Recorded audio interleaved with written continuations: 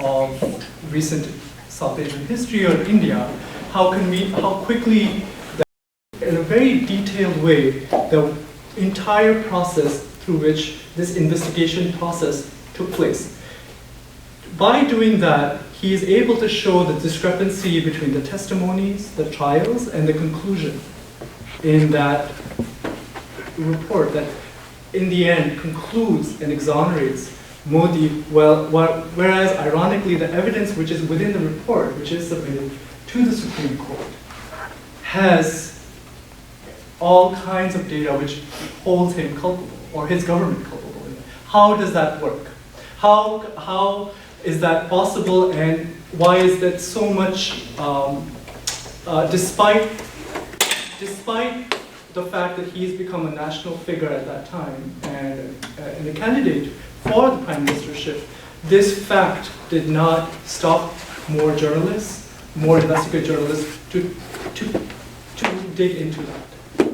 And here we're talking about a question of power, which is not necessarily a power that is held at the barrel of necessarily coercion, but how media and often is also vulnerable to domain of influence, corporate interests, business interests. We've seen that happen in the United States in many, many instances, where what is newsworthy and what is not is decided by who.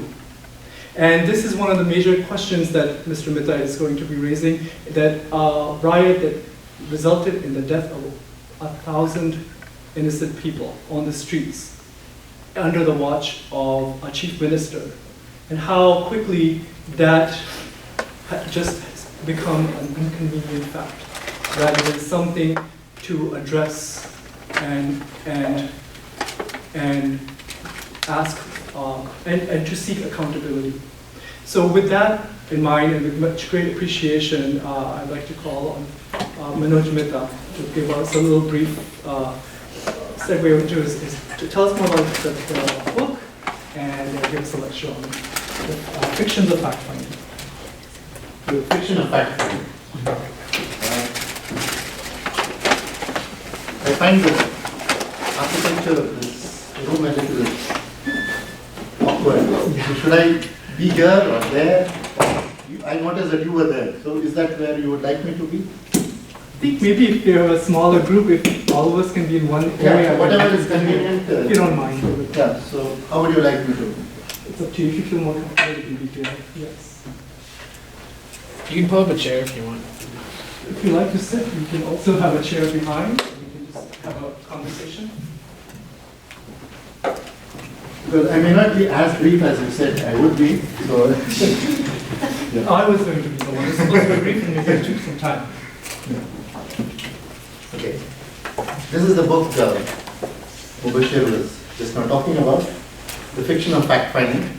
It was published in February 2014 in the run-up to the elections that saw the elevation of Narendra Modi to the office of Prime Minister.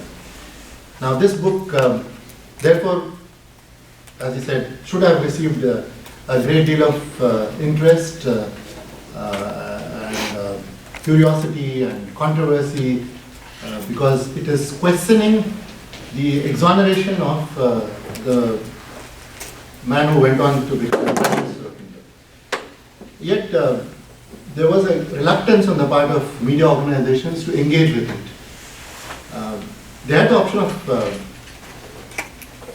trashing it, tearing it apart, critiquing it and saying, in what way, different ways is it flawed. But they did not dare do anything like that.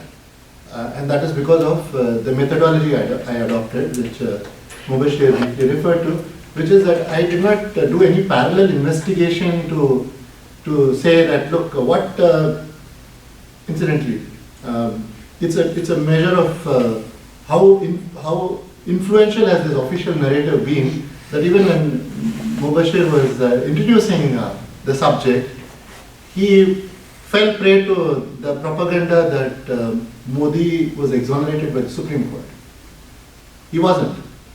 This was actually exoneration by an investigating agency appointed by the Supreme Court, namely Special Investigation Team. And why was it appointed in the first place? Because the regular mechanism that was available in the state of Gujarat was found by the Supreme Court to be utterly compromised, incapable of doing justice, incapable of doing any credible investigation, which was the reason why they resorted to this extraordinary mechanism of a special investigation team, which comprised some serving officers of the Gujarat police and some retired officers from Delhi, from the center, from Central Bureau of Investigation, which is the rough equivalent of FBI, right? Now, this exoneration was by the SIT, and instead of filing what we call in our system as a charge sheet, at the end of the investigation, the investigating agency has the option of either filing a charge sheet if the investigation bears out the allegations that were made initially, and if the evidence supports the initial allegations, then the investigating agency has the option of filing what we in India call charge sheet. Alternatively, if the investigation shows that the allegations were baseless, then it has the option of filing what we call a closure report. Now, this special investigation team set up by the Supreme Court filed a closure report in Modi's case. And that closure report is filed in a criminal court, which is way down in the hierarchy. As it happens, it was filed in the Magistrates Court of Ahmedabad. Magistrate is the lowest layer of the judiciary. And that magistrate in December 2013, that is about 6 months before the elections, he passed an order upholding the SIT's closure report and rejecting the protest petition filed by the complainant, Zakia Jafri, who is one of the victims of the Gujarat 2002 carnage. And as we speak, there is an appeal pending against the magistrate's order before the Gujarat High Court, which is a state provincial court, the highest court in that province, but it has not yet come to the Supreme Court. I am making this point just to say that it has not yet been adjudicated upon, it has not yet, the allegations have not yet been discussed before any bench of the Supreme Court. They have not yet had an occasion to pronounce on the guilt or innocence of Narendra Modi. So whatever has happened so far is the doing of an investigating agency, which was in the first place set up because Gujarat police was found to be completely incapable of dealing with it in the normal course, and the lowest level of the judiciary, Magistrates Court, had upheld it, and right now, even as we speak, it's a matter pending before the Gujarat High Court. Now, I also did a book on the 1984 carnage. Now, these two books relate to what are seen in India as the two most epochal or seminal events as far as mass violence, impunity for mass violence are concerned. As Mubashir said, this was the last big carnage that took place in India. Over 1,000 people were killed following an incident in which a train was burned in a place called Godhra. And this was supposed to be retaliatory violence targeting Muslims because Hindus were killed in that train burning incident. About 58 people, 59 altogether. And from the very next day, there was violence unleashed by Hindu right-wing groups, which are loosely called Sangh Parivar, RSS, BJP. I don't know if these names mean anything to you all, right? So VHP, Vishwa Hindu Parishad, and so on. So now, prior to that, way back in 1984, there was another such carnage. In fact, this was on an even larger scale. This was probably even more shocking for the reason that it was almost entirely one-sided, and for the reason that it took place right in the capital of the country. I mean, the violence was had spread to other places too, but the epicenter, the highest number of killings were right in the capital, right under the nose of the central government, as we call it. Right? And for 3 long days, there was nothing like law and order machinery. There was no evidence of state on the streets. Mobs were allowed to have a free run, and the few places where police were visible, they either looked the other way or in some instances even aided these mobs. Now, this book and this one, as I said, I happen to write, and it's a commentary on the documentation culture or the lack of it in India. That I'm the only one to have written books on these two big instances of mass violence and impunity for mass violence. And what is even more telling is the first book, when I finally could do it, along with H.S. Pulka, who is the face of the campaign for justice, an attorney based in Delhi, who's been crusading for justice on behalf of victims. He and I, it took us this long to put together this material. Like with this book is essentially based on official fact-finding. What is it that tells us about their own findings? You know, we linked the dots, and there were a whole lot of admissions made by various official fact-finding agencies. But the whole process was for many years kept under wraps. It was only because there was a change of government and there was a fresh inquiry that had been ordered that led to the disclosure of a lot of these old fact-finding reports. They entered the public domain, and we came out with this book in the year 2007, which is full 23 years after the incident. And this was the first book on the subject, the first book critiquing the fact-finding and so on. Why I mention it is because the scale of the violence is so huge that if I were to tell you that the official death toll itself was as high as 2,733 in Delhi alone. You can imagine, what kind of a culture, legal culture are we talking about? That something of this magnitude can take place right in the capital of the country, and then there could be so much impunity following it. Impunity means there was no justice. There were all sorts of cover-up done. They went through the motions of initiating legal processes, but they would just maintain that pretense, that myth of something being done, but ultimately nothing would come out. So at the end of these 30 years, what do we have? There were the number of convictions for murder for this 2,733 is no more than just 30 in 30 years, in about a dozen cases. So it was as bad as that. Now, I will try and tell you, both these incidents, if I were to talk about, they would involve a whole lot of complex sets of facts that I will have to wade through. And in this brief presentation, I won't be able to do justice to it. So what I'll try and do is tell you a couple of stories about both these instances, drawing parallels between them, and hopefully that will give you a sense of what happened. First is the story of two speeches, a tale of two speeches, and the other is a tale of two inquiries. The tale of two speeches is about political complicity, and the tale of two inquiries is about the cover. Now, this book, When a Tree Shook Delhi, the title is inspired by a very infamous observation made by the then Prime Minister of India, Rajiv Gandhi, when within a fortnight of the carnage, at his very first public meeting,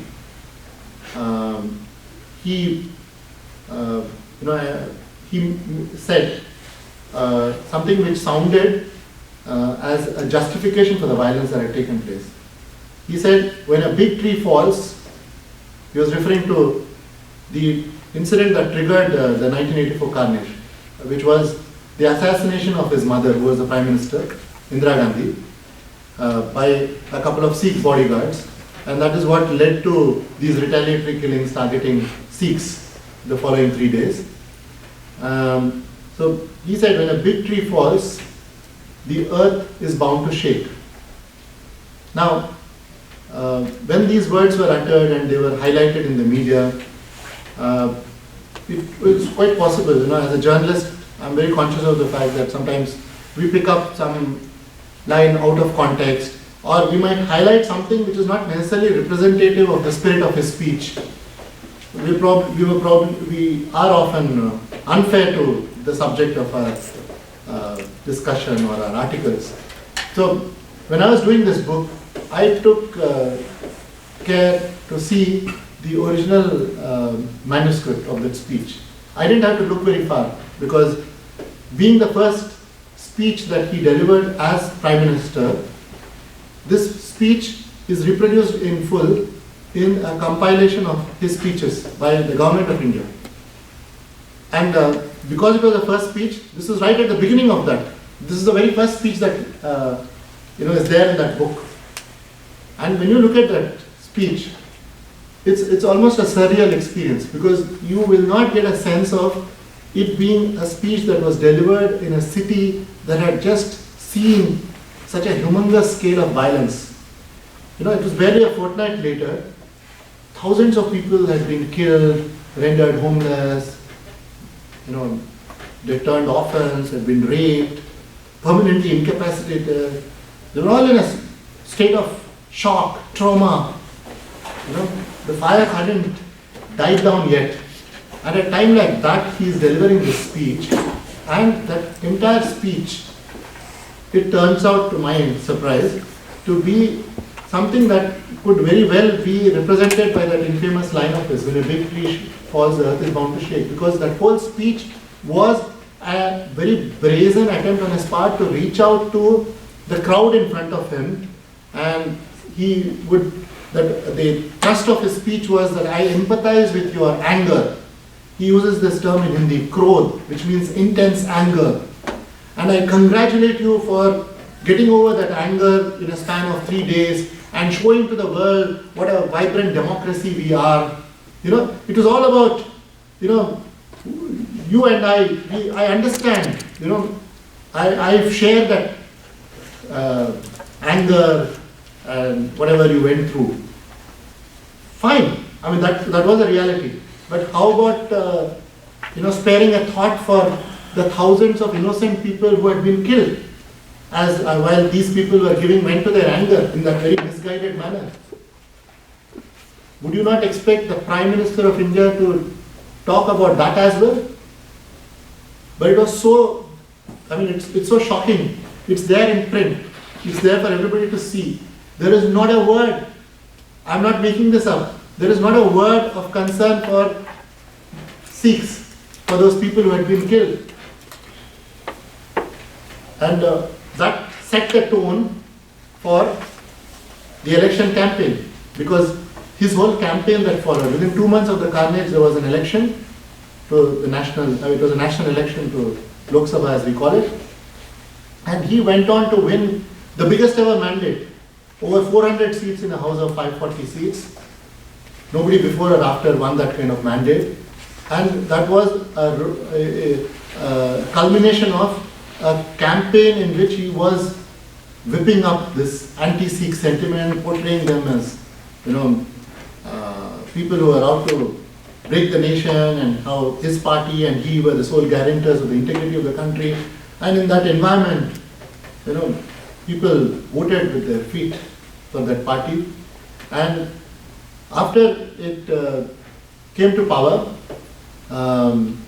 in the very first month, in January 1985, when the new parliament meets, one of the first things they do is to pass a resolution condoling Indira Gandhi's assassination. Again, it's something that nobody can object to. But then how about making a similar gesture to commemorate the deaths of thousands of innocent people who had been killed to avenge her death? Again, no. There was nothing about those deaths. It was as blatant as that. And the fact that they were expressly, deliberately excluded from any expression of sympathy from the highest legislature in the country was evident from the fact that around the same time there was a resolution condoling the deaths of victims of Bhopal gas tragedy.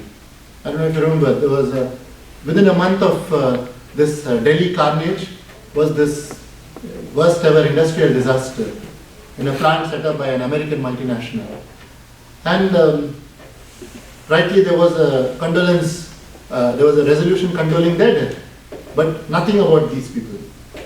So that was in keeping with the speech in which he said what sounded rightly so then and what my research shows to be indeed a justification of the carnage. Now, I am comparing that speech of Rajiv Gandhi, which he delivered on November 19, 1984. It was on, incidentally, the birth anniversary of Indira Gandhi. That was why he was talking in that manner, all about Indira Gandhi and nothing about Sikhs. I mean, that's the excuse that people of his party give. And I pointed that out, that in his first speech as Prime Minister, how come he talked only about the incident that triggered the carnage, but nothing about the carnage itself, nothing about the thousands who had, innocent people who had been killed. Now that's the justification they give. Now I'm comparing that November 19, 1984 speech of Rajiv Gandhi with a speech delivered by Narendra Modi, the current Prime Minister of India, on February 28, 2002. That was the day on which the post-Godhra violence, as we call it, started. Post-Godhra, because as I said a while ago, there was a train burning incident which took place in a small town called Godhra. Right? Now, when that incident took place, his initial reaction on February 27, 2002 was, okay, that was a very shocking incident and nothing could be said about what is responsible for it till the police do their investigation. This is what he said from the capital of Gujarat, Gandhinagar. He had just been elected to the Gujarat legislature a week prior to Godhra incident. That was the first time he ever contested in an election, and he won from a seat that had just been vacated for him by a legislator from his party because it was considered to be a safe seat. That particular legislator had won with a massive majority. So he vacated it for this chief minister, and one would have expected the chief minister, because he is an incumbent, to win with an even greater margin, right, from this very safe constituency for his party. But what happened in reality was that Narendra Modi won with a reduced margin, with a much reduced margin. I mentioned this to say that a week prior to Godhra, Modi was just one of the many leaders of Bharatiya Janata Party. In his own state, when he contested as a sitting chief minister, he barely won that election, right? But come Godhra and come post-Godhra violence, I mean, there's a dramatic change in his fortunes. There's suddenly a whole new constituency that he develops overnight, not just in his state but across the country. And that there was no looking back for him. He rose from strength to strength and finally went on to become the Prime Minister of India. So Godhra was the turning point in his life. Now, how did it all happen? When he went to Godhra that evening, that's when his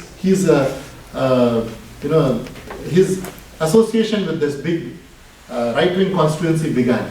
Because as he landed in Godhra, he was heckled by people of his ideology and said, look, something like this happened in your rule, and it's something that it recalls for very severe retaliation.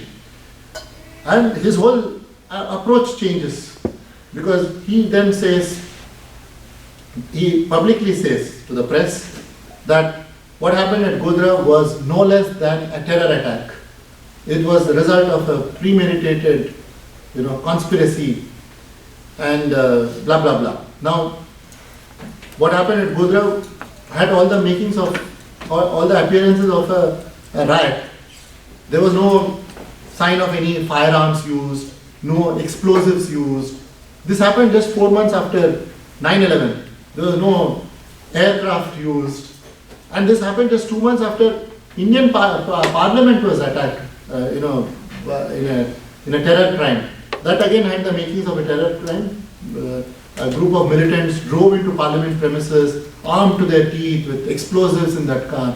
Right? This had nothing like that.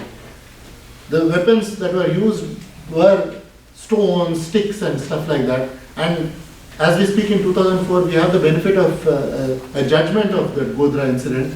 The judgment says, the trial court judgment says that, these group of Hindu pilgrims, car sevaks as they are called, they were in a very belligerent mood as they were coming from a campaign in a place called Ayodhya, where years earlier Muslim mosque had been demolished, and they were part of this campaign to build a mosque, build a temple in the place of that mosque in the holy city of Ayodhya. So they were coming back with all these, raising these belligerent slogans, anti-Muslim slogans, and misbehaving with Muslims along the way. And when they did something similar in this place, Godhra, which happened to be right next to a Muslim area, there was a response, retaliation from Muslim vendors and the residents of that area. The judgment goes on to say that these pilgrims attacked these Muslim vendors and were forcing them to raise Hindu slogans, Jai Sri Ram and so on and so forth. They refused to pay them for tea or snacks that they had. And the judgment goes on to even say that one Muslim woman was molested. So that led to this kind of stone pelting. And in the course of that stone pelting, about a kilometer after the train left the station, it stopped and then it caught fire. Now, on that day, there was no signs of it being terror crime, but Modi went on to say that, and that added fuel to the fire, that escalated communal tensions, and sure enough, the next morning, violence began. And in the course of that day, on February 28th, and in the evening, he delivers this speech, which I'm comparing Rajiv Gandhi's speech with. This speech of Modi was actually not at a public meeting, unlike Rajiv Gandhi's. It was actually a peace appeal that was recorded by a state-run television channel, Doordarshan. And the similarity with Rajiv Gandhi's speech is that here again, Modi's peace appeal was focused entirely on the triggering incident, that is Godhra. He is expressing a great deal of outrage over what happened at Godhra and says that now we need to teach them a lesson that they would not even in their dreams forget, and he would use that kind of language, and they would not be, the culprits would not be spared, and so on and so forth. Condemns it in no uncertain terms. But much like Rajiv Gandhi, he's completely silent about a whole lot of people of the other community, that is, in this instance, it was Muslims. If Sikhs were targeted in 84, in 2002 it was Muslims, the biggest minority community in India. Now, by the time he recorded this speech, this peace appeal on the evening of 28 February, many more Muslims had been killed in those retaliatory killing, in the retaliatory violence of that day. The first big massacre at Gulbarg Society had already taken place at 3 o'clock. This peace appeal was recorded before Doordarshan, that state-run TV channel, at 6 o'clock. And there was another big massacre. In fact, the biggest massacre of 2002 carnage was at Naroda Patya. At Gulbarg Society, the death toll was 69. At Godhra, the death toll was 59. So there were more people in Gulbarg Society. And at Naroda Patya, the death toll is 96. And there was another place, Naroda Gam, about 11 people. So there were several places in Ahmedabad that had gone up in flames, where there was a lot of violence going on. Now, so what does he say about that? He still talks about it as a danger, there is a danger of retaliatory violence. So he is mildly chiding Hindus. He is telling them to observe peace, not to give in to emotions, help the government maintain peace, observe, he tells them, observe restraint and so on and so forth. Now that was a very strange thing for him to say, because when the speech was, when that peace appeal was broadcast soon after that, and it was repeatedly broadcast during that next few days as a peace appeal, but it could be read actually as a very blatant instance of discrimination, because it was, people could see that though this peace appeal was delivered on the evening of February 28, by which time so many Muslims had been killed, he is not acknowledging those killings at all. He is only he is only railing against Muslims for what they had allegedly done at Godhra, but nothing about the retaliatory killings of Muslims in the post-Godhra violence. So this is the two speeches, therefore I found to be comparable in that sense. Now I come to the tale of two inquiries. Now if you go back to 1984, as I said, Rajiv Gandhi made no secret of his hostility to rendering any justice to the victims of 84, right from the manner in which he spoke on his mother's birthday, when he delivered that first public meeting of his, when he delivered that first public speech of his. Now, whenever he was asked during that campaign about holding an inquiry into that big carnage, thousands of people killed, so there should be an inquiry, he would every time say, react negatively to it, very dismissive of that demand, and say, no, it's only going to reopen old wounds, it's only going to inflame passions. He was on this whole theme of moving on. And the media, the society at large seemed to have, bought into that rhetoric of his. They went on to see him as a harbinger of change, as somebody who was going to take India into the 21st century. They could not see the fact that he had blood on his hands, and that he was refusing to hold an inquiry to shield people of his party or his supporters who had taken law into their hands. But that's not how it was perceived then. But ultimately, about 6 months later, he was forced to order an inquiry, and that was because of an administrative exigency, namely that the state of Punjab had been going through insurgency for a long time, and in fact his mother's assassination and the carnage that followed were all offshoots of that Punjab insurgency. So he had to address it as the Prime Minister, and the largest party of Punjab, Akali Dal, representing Sikh interests, their leaders were all in jail at that time, following army's invasion of Golden Temple in Amritsar. So the then leader, the foremost leader of Akali Dal was Sant Longowal. Now he made it clear to Rajiv Gandhi's emissaries that he would not enter into any talks with the government regarding Punjab situation until they make this gesture of goodwill, of appointing, of a gesture of showing their genuineness by appointing an inquiry into the 84 carnage. So he insisted upon it as a precondition to holding talks. And it was in those circumstances that Rajiv Gandhi finally appointed an inquiry. Now, just as the legislature towed the executive line by not making the gesture of having a resolution condoling the victims of the 1984 carnage, now we see an instance of the judiciary towing the executive's line. I mean, here is an instance of a post-colonial state devouring its own citizens And the judiciary, rather than serving as a safeguard, rather than serving as a check on administrative excesses, it, it is complicit in a cover-up. How do I say that? The inquiry was headed by a sitting Supreme Court judge, Manoj Mitta. And from the beginning of that inquiry, the proceedings were all in camera.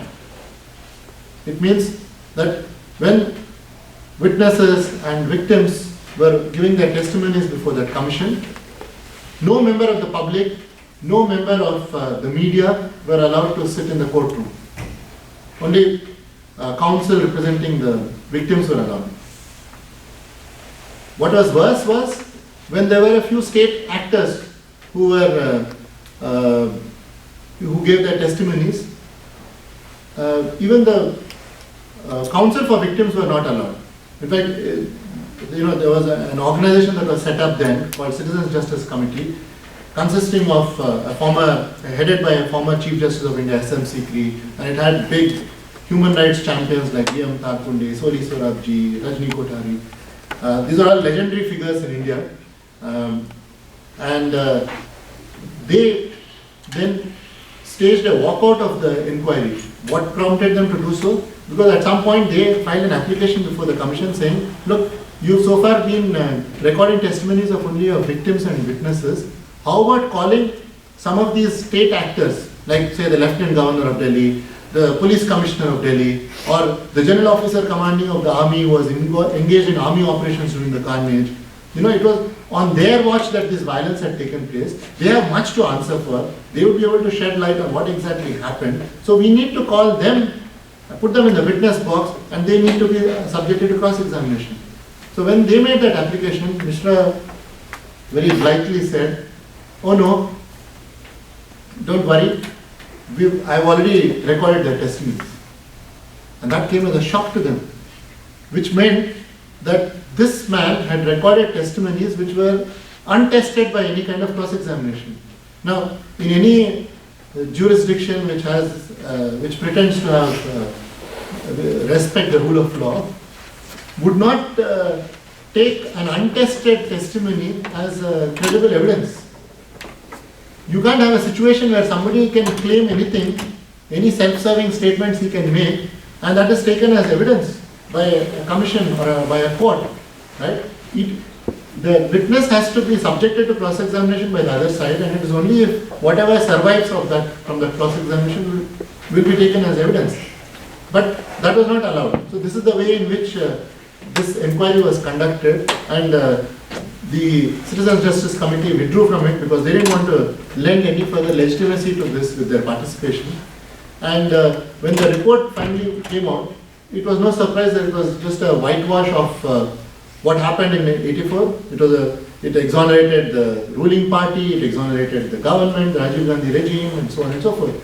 But then it was such a tenuous report, its findings were so fragile, it could not be exposed to any kind of discussion in Parliament. So again, now the legislature was towed the government line, and the presiding officers of the two houses of Parliament did not allow any discussion on the subject. The government used its brute majority to gag the opposition. So there was no discussion whatsoever. It was only much later when I mentioned a while ago how there was an altogether new inquiry that was held to undo the mischief of the earlier one, post-2000. So when that new inquiry, which was headed by another Supreme Court judge, G.T. Nanavati, when Nanavati Commission did its inquiry, by then, many of these players had died. Rajiv Gandhi was long dead, and H.K.L. Bhagat, who was the MP from East Delhi, which had places like Trilokpuri, which was the worst affected area. And Trilokpuri is back in news. Those of you who follow news would know. On Diwali, there was a fresh eruption of violence. Just on the eve of what is indeed the 30th anniversary of the 1984 carnage, right? So this man was on his deathbed, H.K.L. Bhagat. So this Nanavati's inquiry was about lesser lights like Jagdish Titler, who happened to be a minister at that time in the government of Manmohan Singh, the Congress-led coalition. In 2005, when this report was submitted, Congress was back in power, but they did not have the majority, the power that they had in 84. They were now part of a coalition government. Yet, when Nanavati Commission indicted Jagdish Tytler, who was a minister, and Sajjan Kumar, a Congress MP, the Manmohan Singh government had the gumption to reject these findings in the first instance. They came out with an action taken report in Parliament saying, no, we are not accepting any of these recommendations. But as it happened in the changed circumstances, it was not just the opposition that attacked the government, even allies like the left parties, Samajwadi Party, they all attacked the government, and within 2 days, Manmohan Singh government had to make a U-turn and take action against these people, in the sense that Jagdish Tytler was forced to resign from the government, and Sajjan Kumar was forced to resign from a post he was holding in the Delhi administration. And that was when, for the first time in 21 years, there was a discussion on the 1984 carnage. I went into this background to tell you, the trajectory of inquiry or accountability processes in India, the world's largest democracy, but it takes 21 years for a big carnage like this that takes place right in the capital, 21 years for that carnage to be discussed in Parliament. And that was when Manmohan Singh went on to tender an apology to the nation, to the Sikh community, and said, that such an incident should not have happened. So this is as far as the inquiry into 84 was concerned. Now I was comparing that with the inquiry into 2002.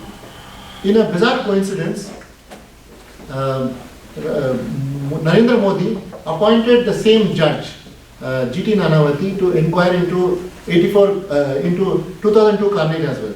There was a time when Nanavati was holding inquiries into 84 carnage as well as 2002 carnage.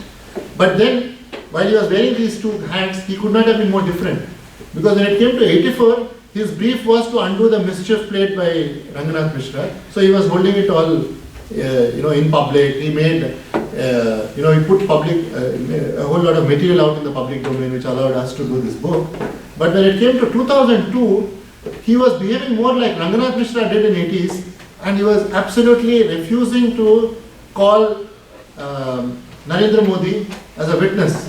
He was refusing to summon him to ask, give his defense or give his explanation for all the allegations that were made against him. And this is despite the fact that after there was a change of regime in 2004 at the center, the terms of reference of Nanavati Commission were changed by Modi to bring himself expressly under the ambit of this inquiry. Why did he do so? Because he didn't want to take a chance with the central government. Now that Congress was ruling the center, he didn't want them to set up a parallel inquiry and put him in the dock. So to preempt them, the terms of reference of Nanavati Commission were changed to say that it is meant to look at allegations against the chief minister, ministers, bureaucrats, and so on. So even after the terms of reference expressly said that you have to look at the allegations against the chief minister, to date, he hasn't done so. Why do I say to date? Because even after 12 years, the Nanavati Commission is still holding its proceedings. This is another farcical aspect of it. I mean, the way farce is displayed would be different. So in the case of 2002, what he has done was, he's been getting extension after extension. Over 20 odd extensions he has received.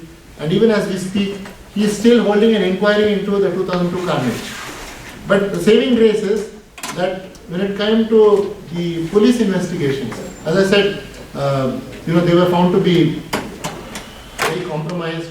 There were a whole lot of acquittals that took place, as was the case with 84 carnage too, or so many carnages. There was only impunity when it comes to mass violence in India. So 2002 was no exception. But then, when it came to one very high-profile case called Best Bakery case, I don't know if this name rings a bell. When Best Bakery case judgment came, there was an institution called National Human Rights Commission, an institution which did not exist in the case of 84 because it came into being only in 93. So things had changed. In 2002, civil society was more assertive. The media was also better endowed in terms of there being 24/7 private TV channels. So there was a lot more information available, and this particular case had already been highlighted by National Human Rights Commission when they conducted a spot inquiry immediately after the carnage. So this was among the cases that they said required special attention. So they, when this went to the Supreme Court and said, you need to intervene, Supreme Court said no, let the High Court take corrective action. But as it happened, the High Court upheld the acquittals in the Best Bakery case, and that was when finally in the year 2004, the Supreme Court bench headed by Justice Pasai came out with this path-breaking judgment, which led to the case being transferred out of Gujarat. They said we will order a fresh trial into this case, and that fresh trial or retrial will be held outside Gujarat in Bombay. So this was a slap on the face of the Modi regime and the police system there, the criminal justice system there, the courts there, because Supreme Court passed such an order after the trial court and the High Court had exonerated all these people. And there was a tacit suggestion on the part of the Supreme Court that there was such a complete breakdown of systems in Gujarat that we are taking this unprecedented step of transferring this case for a fresh retrial. And this was followed by another case, Bilkis Banu.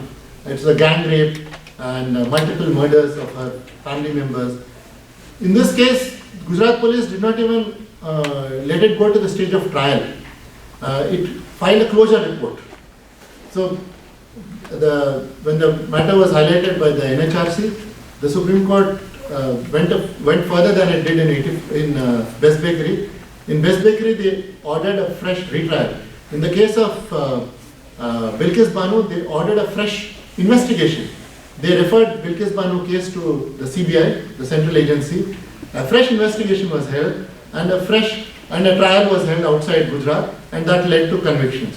So it was felt that maybe this would be the template for whatever action the Supreme Court would order for some 9 egregious cases, including say Godhra or Gulbarg Society or Naroda Patia, these big well-known cases, which are all stayed by the Supreme Court, the trial. And but finally what the Supreme Court did was it referred them not to CBI but to this special investigation team that I referred to, that I mentioned a while ago. The special investigation team was entrusted with the investigation of these 9 cases, and some of them led to convictions. The best known being from Naroda Patia, where a minister, Maya Kodnani, who was ironically Minister for Women and Child Development in Modi's government, she was convicted for masterminding Naroda Patia, the biggest killings in 2002. And but then, when it came to the crunch, when it came to probing investigations against Modi himself, the SIT completely failed to deliver.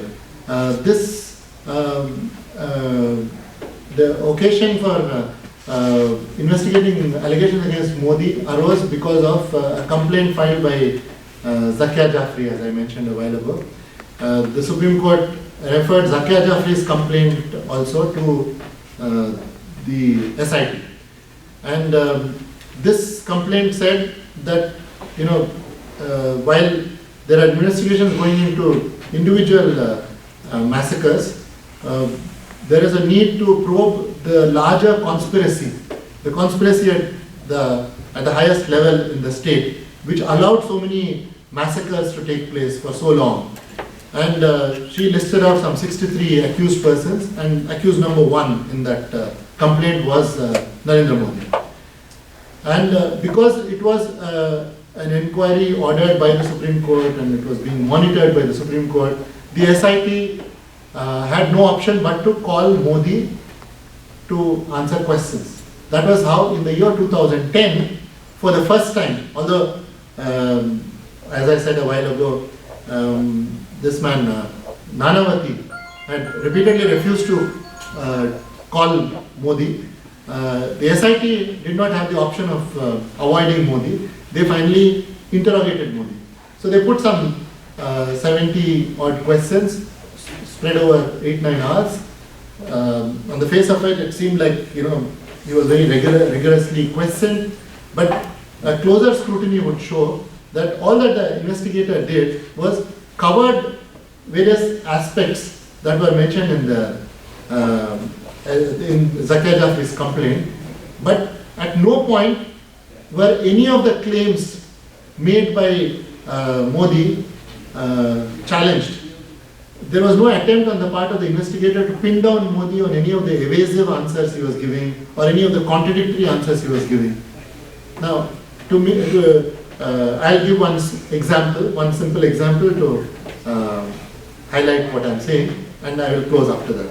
That example is a very simple question he was asked. When did you come to know of Gulbarga Society massacre? As I said, Gulbarga Society massacre was the first post-Godhra massacre, which took place on the afternoon of February 28th, right? And Naroda Patia massacres also took place at the same time, in the course of the same week. So he was asked, when did you come to know about these two massacres? And Modi says that he came to know about it at a meeting that was held on the evening of that day at his residence. And elsewhere in the report, SIT, while giving a detailed account of all the activities of Modi, said that this meeting was held at 8:30 in Chief Minister's house in Gandhinagar, right? So effectively, what is being suggested there and what remained unchallenged completely by the SIT was that Modi is claiming that Gulbarga Society massacre took place at the Gulbarga Society massacre, which took place at 3 o'clock, and it was all over by 3:45. 69 people, including a former Congress MP, Ahsan Jafri, were killed in that massacre. Right? He is unaware of it. He had no clue to it till 8:30 in the night, till he was told about it by police officers. And not just about this, but about Naroda Patia as well. Right? Now, this was completely at odds with another claim he made in the course of that interrogation, and for which he received much praise from the SIT. The SIT gave him credit for having tracked the violence on a real-time basis, because Modi was not just the chief minister, but he was also the home minister of Gujarat, meaning he was directly in charge of law and order. So he was seen to be on the ball in holding a series of meetings with senior police officers and officials of the Home Department, and that series of meetings were duly recorded in the SIT report. And one such meeting took place at 4 o'clock, that is within minutes of the SIT, within minutes of the Gulbarga Society massacre concluding. That massacre was over by 3:45. The police had arrived at Gulbarga Society by then, and just 3 kilometers from there, at a place called Circuit House Annexi in Ahmedabad, Modi was holding a meeting to review the law and order situation with Home Department officials. And that meeting took place from 4 to 4:30. And from 4:30 to 5:45, at the same venue, he holds a press conference. How do we know all these details with such precision? Because it's all spelled out in the SIT report, right? While commending him for taking all these measures to control violence, right? He did everything that could have been done. That was the point that SIT was trying to make. That was a defense he made, and SIT fully accepted that claim. But the problem is, it was completely contradictory to his claim that though he was tracking the violence on a real-time basis, holding the series of meetings, he was unaware of the Gulbarga Society massacre and Naroda Patia massacre till 8:30 in the night. How is that possible? If he was getting feedback from senior police officers, if they were reporting to him, as was being suggested in one context by the SIT, in another context, the SIT has no problems in accepting his claim that he did not know about it. He was in the dark till 8:30. This contradiction is something that could not have missed anybody's notice. If it did, it meant that SIT was simply unwilling to bring out the truth, because this contradiction showed that Modi was clearly hiding something, was hiding evidence of his complicity.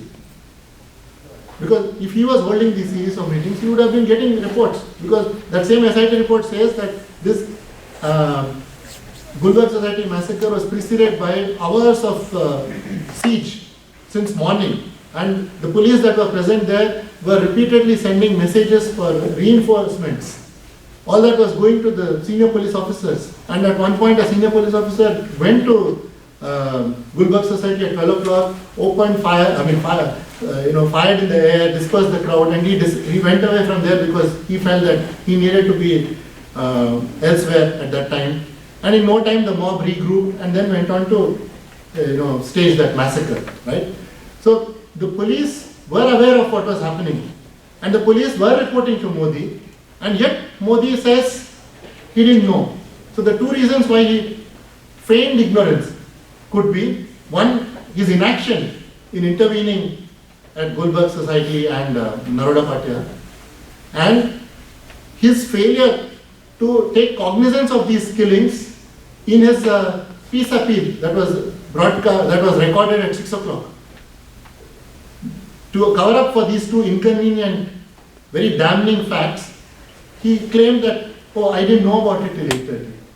And SIT allowed him to get away with that claim, although he was, as I said, in a different context saying, oh, I was completely on the ball, tracking the violence on a real-time basis. So that was the reason why, when I did this book, I gave it this oxymoronic title, The Fiction of Fact-Finding. Because if the SIT was earnest about the responsibility of finding facts about Gujarat 2002, if it had done it with any modicum of integrity, then it is very probable that Modi would have been indicted by the SIT and he would have been facing a trial. And had he been indicted, it is unlikely that he would have been made the prime ministerial candidate of BJP, and it's unlikely, even more unlikely, that he would have become the prime minister of India. Right? So instead of being the prime minister, he would have been facing trial had the SIT not indulged in this fiction of fact-finding. And on this note, let me end. And if there are any questions, I'll be glad to do it. Thank you. Thank you.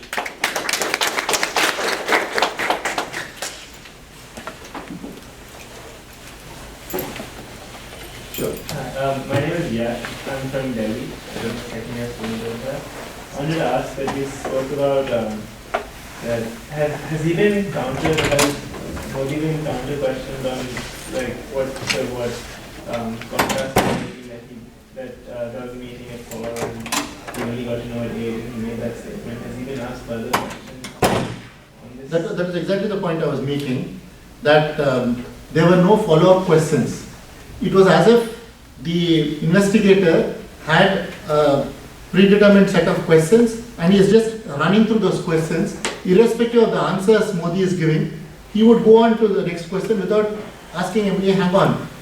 If how could you say that you did not know about it till 8:30 in the night? That's a logical question anybody who was seeking to find out truth would have put. But no, he didn't ask. So since he didn't ask, in the SIT report there's no mention of this contradiction at all. So very important pieces of evidence fell through the cracks because of this shoddy fact-finding. That's the point I was trying to bring out in my book. Sorry, one follow-up. When you like Amit Shah types approach you, and Sorry? like people like Amit Shah and like Modi, cronies like try to approach you, and like what has been the governmental response to the book? Well, there's been no response from the government. Yeah. Or like the lack of it. I think, see, there are two reasons why I think, the media, more than the government, I would have expected the media, which is so invested in this rhetoric of his being the answer to India's development needs and so on and so forth. I would have thought that, these people who were writing articles on Modi, who were interviewing Modi, should have taken cognizance of the truth about the inquiry that was held. They were instead only too happy to go by the conclusions. They were saying it is enough for us that a Supreme Court appointed SIT has exonerated him. It's because it suits their politics. It's because it suits the interests of the corporate sector, which have been backing this man's conservative policies, right-wing, not just economically but also socially. So they couldn't care less that he had blood on his hands.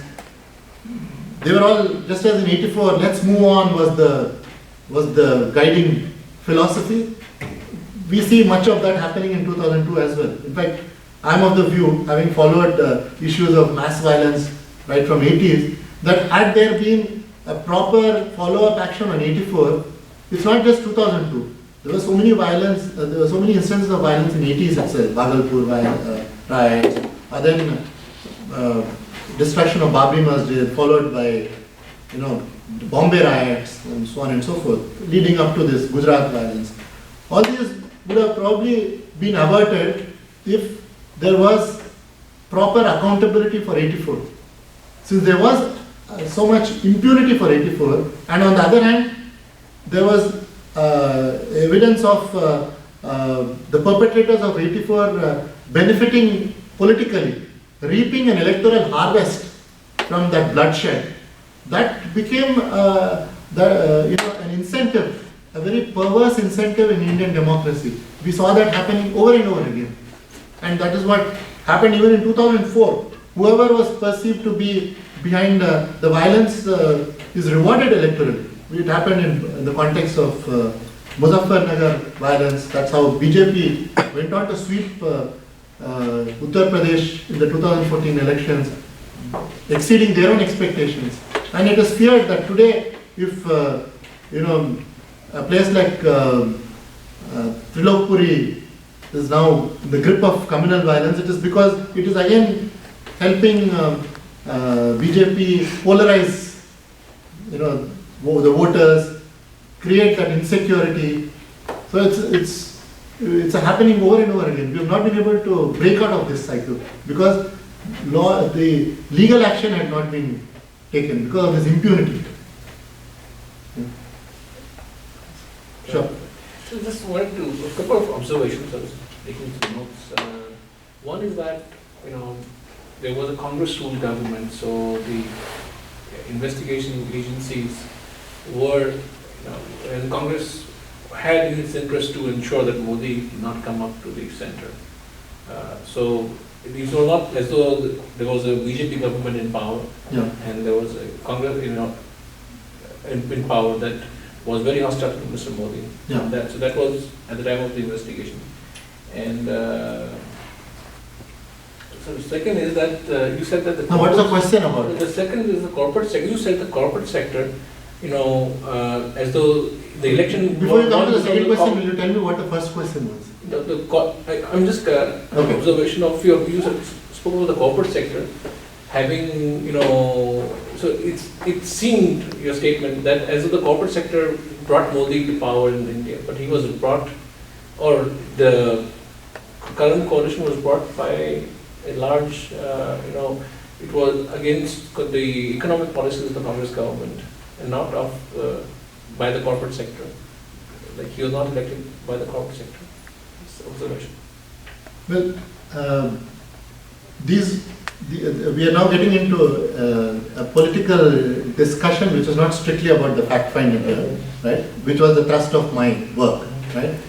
As far as the role of corporate sector is concerned, the fact that any number of corporate bigwigs coming out in support of Modi well before the elections took place is an open secret. I mean, they said that in public, right?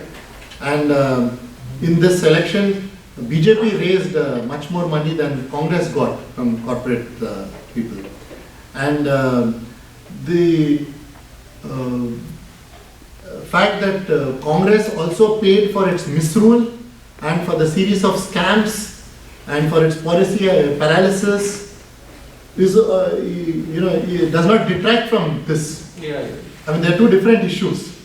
That there is a school of thought which believes that BJP would have anyway emerged as the largest party, if not one majority on its own, irrespective of who was the leader of that party, whether it was Advani who was going to lead BJP or Modi or some other person. It is very likely that in 2014 election, because Congress had already been in power for 2 terms, there was a great deal of anti-incumbency, they had been involved in a series of scams, and economy was in a bad shape, whether it was due to its own misrule or because of larger global factors is another point. But there was a lot of disenchantment about the government at that time. So the situation was very conducive for BJP to come to power, or if not BJP, some third formation. It was very unlikely that Congress would have won a third term in 2014. So, it was at a time like that the corporate sector had very heavily backed BJP and particularly Modi. I mean, there is no uncertainty about that. There is no question about that. The earlier question was, the earlier point you made was that much of these investigations were taking place at a time when Congress was in power at the center. Yeah, that is true. But these are investigations that were being done by the Supreme Court monitored SIT. What is the point you are making? That if there was, indeed any guilt on the part of Modi, why would he have been allowed to get away with it at a time when Congress was in power? Is that your question? That's the observation that we understand. Yeah. So I'm therefore trying to address that question of yours. It's not as if this is all the doing of the executive.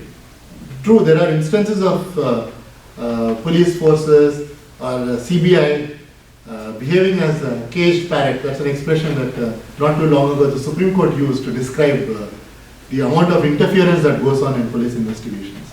Right? But in the context of Gujarat 2002, whatever justice had taken place, whatever convictions we saw. A while ago I talked about how in the context of 84, there have in these 30 years only been 30 convictions for murder. But in the case of 2002, the number of convictions is estimated to be over 200. Convictions for murder is estimated to be over 200. So there has been a very appreciable improvement in conviction rate. The death toll for 2002 was lesser, but the number of convictions is higher. So in that sense, it is a matter of consolation. Not only have the convictions been higher, number of convictions been higher, we have even succeeded in getting a minister convicted, right? But this is all thanks to essentially the intervention of the very forceful intervention of the Supreme Court, right? Till it intervened in the Best Bakery case, there was only a succession of acquittals in the Gujarat state, right? After the Supreme Court intervened, some convictions started taking place in Gujarat courts, and a lot of the convictions were on account of the SIT's investigations, which were, as I said, appointed by the Supreme Court itself. So that's why there has been an improvement. Yeah. You had stated that you're one of the only people who's written or published a book on these issues. Why do you think there's a lack of academic research, and do you think it's linked to the investigative inability? It's not just academic. I mean, at least academics, tend to come into the picture later. I'm more concerned about the first respondents, who are the media. We deal with information on a real-time basis, and we have access to a lot of stuff that goes on. Yet, even when something like this comes out, I mean, just in the run-up to elections, it should have been very newsy because it's about the man who was seen to be the future Prime Minister. There was so much buzz about him, and clearly his rise was linked to his role in the 2002, and his exoneration in 2002 is what led to his party nominating him as Prime Minister. It was no coincidence. Chronologically, that's exactly the order in which it happened. After the SIT exonerated him, Modi became BJP's Prime Ministerial candidate. So that should have been all the more a reason for the media to look closely at that. But if the media did not do so, it was because they were hampered by the corporate driven agenda. Media is, the mainstream media is essentially controlled by corporate priorities. So that very clearly comes through. As far as so essentially, I get the feeling that